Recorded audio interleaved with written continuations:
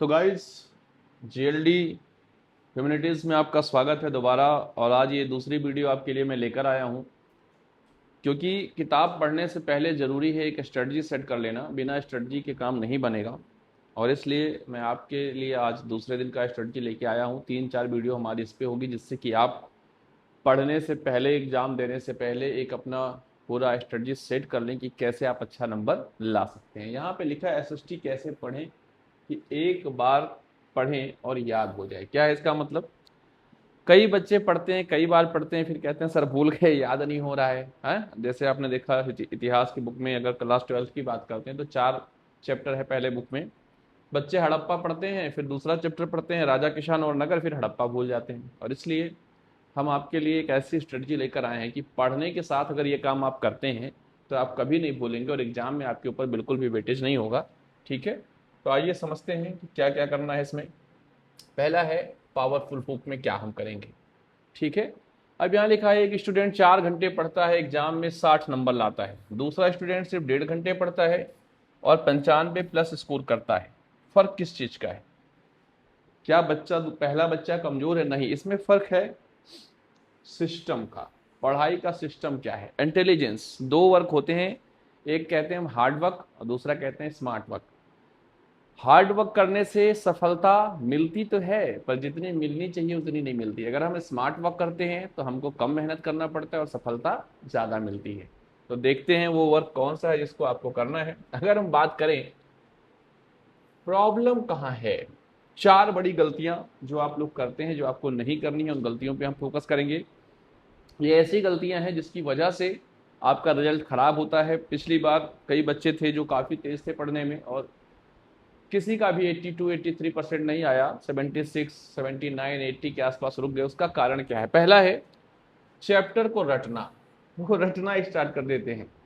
ठीक है, कि हड़प्पा की खोज दयाराम साहनी ने की थी, 1921 में की थी। ऐसे रटना नहीं है हमको। रटना अगर होता तो फिर काम नहीं चलता। रटने वाले बच्चे कभी भी ज़्यादा नंबर नहीं पाते हैं। दूसरा है हाइलाइटर से पूरी बुक को रंग देना। उठाते हैं हाइलाइटर और रंग देते हैं, पूरी किताब रंग देंगे। कोई उनको ये नहीं पता है कि कौन सा इंपॉर्टेंट टॉपिक है, किस पर हमें हाइलाइटर चलाना है और किस पे नहीं चलाना है। पूरी बुक को रंग देते हैं। नोट्स को कॉपी करना, खुद से नोट्स नहीं बनाते हैं, कहीं से नोट्स मिल गया उसको कॉपी कर लिए। इससे तुम्हें नहीं पता चलेगा कि तुम्हारा वीक पॉइंट्स क्या है। आपने तो दूसरे का नोट उठाया और कॉपी कर लिया, है ना। और जरूरी नहीं है कि जिसकी नोट्स आप कॉपी कर रहे हैं वो एक अच्छा बच्चा हो, या नोट्स जहां से भी मिला है वो सफिशियंट ना हो, ये आपको पता नहीं होता। और चौथा है रिवीजन लास्ट मंथ के लिए छोड़ देते हैं। मतलब किताब पढ़े, आंसर राइटिंग किए और रिवीजन करने की जरूरत उनको महसूस नहीं हुई। और ये सारे वो कारण हैं, ये वो गलतियां हैं जिन गलतियों की वजह से आपका रिजल्ट 95% के आसपास तक नहीं पहुंच पाता है। 60-70% में आप, ठीक है, फंस जाते हैं। तो हम इसको आगे बढ़ेंगे और देखेंगे कि क्या गलतियां हमने नहीं करना था, और हम देखेंगे कि क्या चीजें हैं जो हमें आगे बढ़ाएंगी। जैसे यहाँ लिखा है कौन से वो पैरामाइड्स हैं जो हमको सक्सेस बनाते हैं, तो हम देखेंगे पहला लेवल 1 जिसमें हम रीडिंग करेंगे, लेवल 2 जिसमें हमको अंडरस्टैंडिंग करना है, लेवल 3 है जिसमें रिकॉल करना है, लेवल 4 है जिसमें रिवीजन करना है, और लेवल 5 है जिसमें आंसर राइटिंग करना है। ये सारे कैसे करेंगे इस पर हम फोकस करेंगे। तो ये लेबल हैं, मतलब पढ़ने का भी एक तरीका होता है, एक स्ट्रेटजी होती है। इस स्ट्रेटजी को आपको देखना है। सबसे पहले बुक्स को पढ़ना, एनसीईआरटी। उसके बाद उसको समझना। बिना समझे पढ़ते चले जाओगे, काम कुछ नहीं होगा, है घटंत विद्या घटंत बुद्धि। फिर है रिकॉल करना, बैठकर बुक बंद करके और रिकॉल करना है कि हमने क्या क्या चीजें पढ़ी हैं। और उसके बाद फिर नंबर आता है रिवीजन का। मैंने पहले वीडियो में आपको बताया था कि शॉर्ट नोट्स बनाने रिवीजन के लिए पूरी बुक को पढ़ने की जरूरत नहीं है, क्योंकि अगर आपने अंडरस्टैंडिंग कर लिया, रिकॉल कर लिया, तो रिवीजन के लिए पूरे बुक्स की रिवीजन की जरूरत नहीं पड़ती है। और फिर हम करते हैं आंसर राइटिंग, तब हमारा नंबर आता है। आइए देखते हैं क्या हमने फॉर्मूला बनाया है। जीएलडी ह्यूमैनिटीज ने आपके लिए क्या फार्मूला तैयार किया है, आइए इसको देखते हैं। Step 1, read. क्या करना है? बुक को रीड करना है। कैसे रीड करना है आओ समझते हैं। पढ़ते टाइम 1 बाय 1 एक एक लाइन जब आप पढ़ेंगे तो आपको हेडिंग्स पे विशेष फोकस करना है। जैसे मान लीजिए एक चैप्टर है क्लास 12 का, ठीक है, हड़प्पा सभ्यता। अब हड़प्पा सभ्यता में अगर कोई हेडिंग है कनिंघम का भ्रम, अगर ये हेडिंग है कनिंघम का भ्रम, तो ये हेडिंग आपको बहुत ध्यान से देखना है। उसके बाद इसके नीचे बच्चे क्या करते हैं, हेडिंग पे फोकस ही नहीं करते हैं, किताब उठाया पढ़ना स्टार्ट, है ना। ऐसे काम नहीं चलेगा, आपको इन हेडिंग्स पे विशेष ध्यान देना है। अगर आपने हेडिंग को अच्छे से ध्यान दिया है और चीजों को आप उसके बाद पढ़ रहे हैं, तो आप ये मानकर चलें कि जब भी एग्जाम में आप पढ़ना स्टार्ट करेंगे या कोई भी क्वेश्चन देखेंगे, तो आपके दिमाग में यह हेडिंग बनी रहेगी और तभी आप वहां से डाटा उठा पाएंगे और अच्छा आंसर लिख पाएंगे। आगे अगर हम देखें तो पिक्चर्स देखो, पिक्चर्स क्या, आपकी बुक में बहुत सारे पिक्चर्स बने हैं, लेकिन आप लोग क्या करते हैं, उससे मतलब ही नहीं, पिक्चर भाड़ में जाए, हम तो किताब पढ़ रहे हैं। नहीं, ऐसे काम नहीं चलेगा, पिक्चर्स को देखना जरूरी होता है, वहां से डायरेक्ट क्वेश्चन बनते हैं, ठीक है। और वो पिक्चर बहुत ही महत्वपूर्ण होते हैं, तो आपको उसको अच्छे से देखना, ना देख पाए और उसके नीचे कुछ चीजें लिखी भी होती हैं, उसे पढ़ना भी होता है ना। आगे है मैप। अब मैप क्या होता है, जब आप ज्योग्राफी पढ़ेंगे तो या हिस्ट्री, जैसे मान लीजिए आप हड़प्पा पढ़ रहे हैं, तो हड़प्पा का एरिया कहाँ तक था इसमें आप देखते ही नहीं। अब भारत पूरा बहुत बड़ा है, ठीक है, तो क्या हम पूरे भारत में हड़प्पा फैला था, नहीं, कहाँ था, भारत का जो ये एरिया है जिसको हम कहते हैं नॉर्थ वेस्ट, इस एरिया में हड़प्पा है। तो हड़प्पा कहाँ तक जाएगा, राजस्थान में है, गुजरात में है, थोड़ा सा पंजाब में था, रोपड़, ठीक है, उत्तर प्रदेश का आलमगीर वहीं तक है, बाकी उसके बाद नहीं है।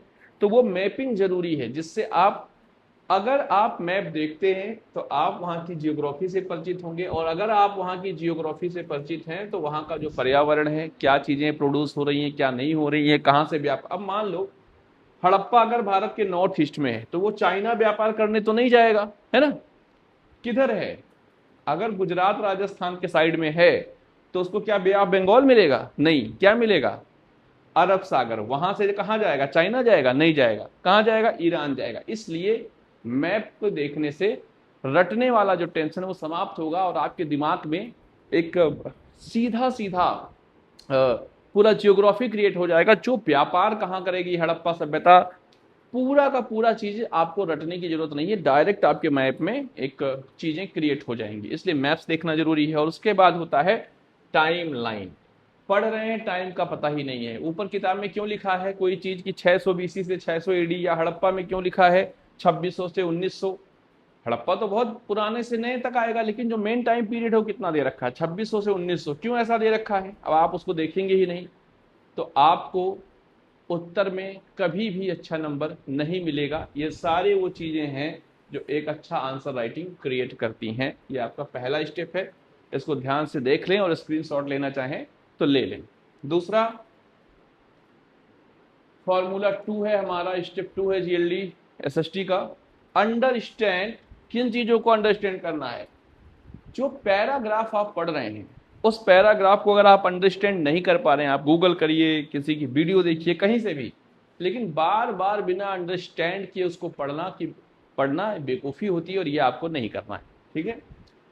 हर पैराग्राफ के बाद क्या करो, पूछो, क्या पूछो कि इस पैराग्राफ का मेन आइडिया क्या था। मतलब पैराग्राफ आपने पढ़ा, खुद से पूछो यार इसमें मुख्य चीज है क्या इस पैराग्राफ की। और जब आप खुद से ये पूछोगे कि इस पैराग्राफ की मुख्य चीज क्या है, तो उत्तर निकलकर सामने आएगा।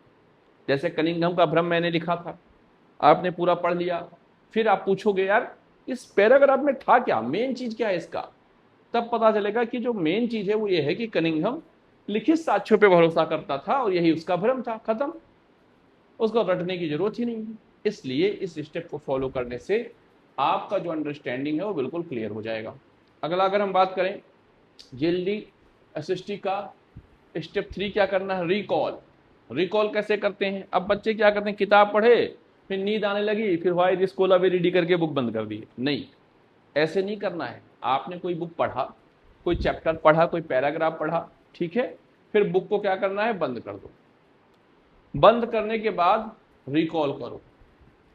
रिकॉल कैसे करोगे, खुद से बताओ कि तुमने क्या पढ़ा है, कौन सा डेटा याद किया है, कौन से कीवर्ड्स थे। यानी मान लो आपने कोई पैराग्राफ या कोई चैप्टर पढ़ा, ठीक है, जैसे मैंने अभी बताया हड़प्पा सभ्यता, ठीक है, तो आप अगर हड़प्पा पढ़ रहे हैं तो हड़प्पा चैप्टर खत्म करने के बाद आपको किताब बंद करना है और देखना है कि खुद से पूछना है कि यार मैंने पढ़ा क्या इसमें।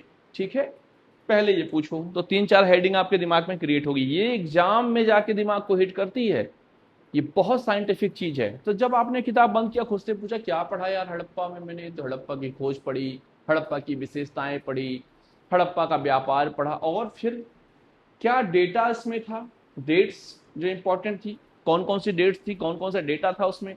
तो डेट आप ध्यान रखेंगे 2600 से 1900 है। ठीक है, और हड़प्पा में कोई खास डेट है नहीं, बस उसका एक ही डेट है। ठीक है, उसकी सभ्यता का कुछ इंपॉर्टेंट डाटा जो है, ठीक है, इंपॉर्टेंट नाम जो है, और उसके बाद कीवर्ड्स। कीवर्ड्स क्या क्या थे, जैसे व्यापार करेंगे तो बाट कीवर्ड्स है उसका, चट नमक पत्थर से बनता था। ठीक है, व्यापार करेंगे तो मोहर कीवर्ड से उसकी, इन चीजों पर फोकस करना है। अगला है स्टेप 4 हमारा फॉर्मूला नोट्स। क्या 20 पेज का चैप्टर है तो 20 पेज का नोट्स बनेगा? नहीं, नोट्स बनेगा सिर्फ 2 पेज का। क्यों? किताब पढ़ रहे हैं, रिकॉल कर रहे हैं, चीजों को एनालिसिस कर रहे हैं, रिवीजन कर रहे हैं, तो फिर पूरी बुक को क्यों रिवीजन करना? हमको उन चीजों को रिवीजन करना है जो चीजें हमें याद नहीं हो पाई हैं।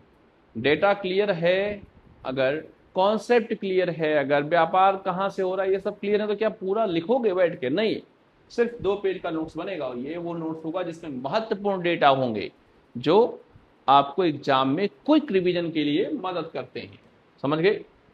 अब 2 पेज का नोट्स बन गया, कुछ इंपॉर्टेंट कीवर्ड्स हैं उसको साइड में लिख लेंगे। अगर आप नहीं कर पाएंगे, ये सब मैं करके दिखाऊंगा और आपको प्रोवाइड कर दूंगा। ठीक है, सारी चीजें। लेकिन अगर आप खुद से करते हैं तो देख लीजिए। फिर डेट्स, मैंने बता दिया डेट इंपॉर्टेंट होता है।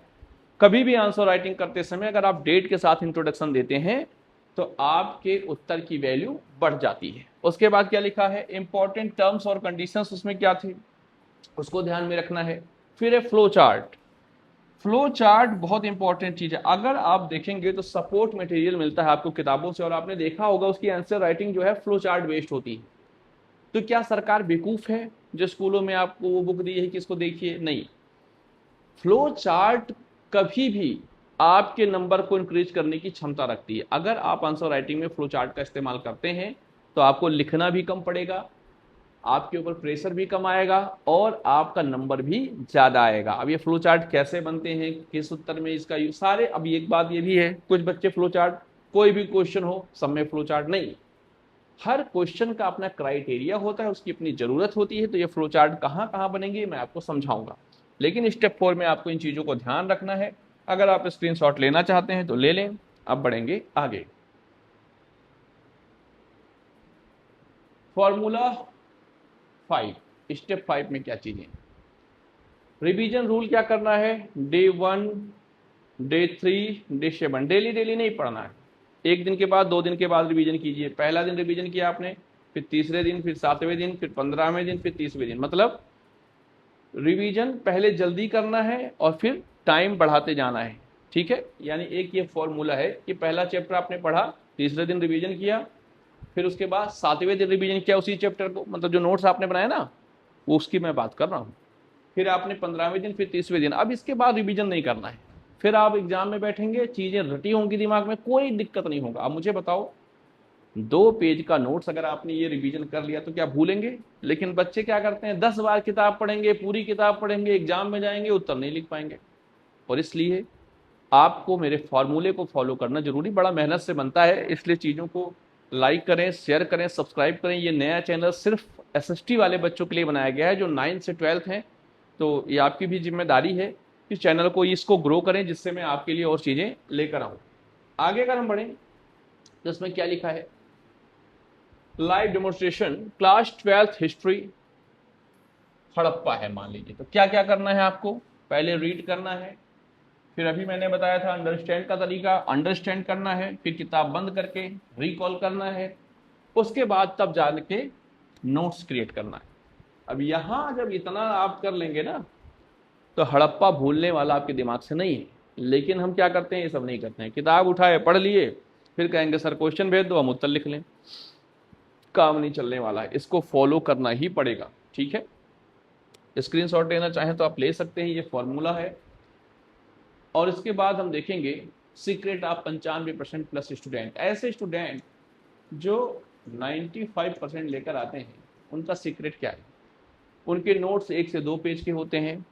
सबसे बड़ी बात, वो आपकी तरह नहीं कि पूरा किताब को हाईलाइटर कर दिया। फिर एक वीकली रिवीजन, ये नहीं कि आज पढ़ लिया आप कहानी खत्म, फिर जब मास्टर दोबारा पढ़ाएगा तब पढ़ेंगे, आप फिर भूल जाएंगे, फिर जहाँ खड़े थे वहीं से शुरू हो जाएंगे। सांप सीढ़ी वाला काम देखा है, वो जो 99 पे काटता है, जब 2 महीने बाद रिवीजन करोगे तो 99 पे काटेगा, वहीं पहुंचा देगा जहाँ थे। क्या फायदा होगा कि आप पढ़े भी और फिर वहीं खड़े हैं। इसलिए जरूरी है वीकली रिवीजन। अभी मैंने आपको बता दिया था रिवीजन का तरीका। फिर है PYQ, previous year questions, very important for any exam, board exam, competitive exam, कोई भी एग्जाम हो। PYQ अगर आप नहीं पढ़ रहे हैं स्टार्टिंग से, तो आप कभी भी एक अच्छे स्टूडेंट नहीं बन पाएंगे और ना ही अच्छे मार्क ला पाएंगे। और फिर है आंसर राइटिंग प्रैक्टिस।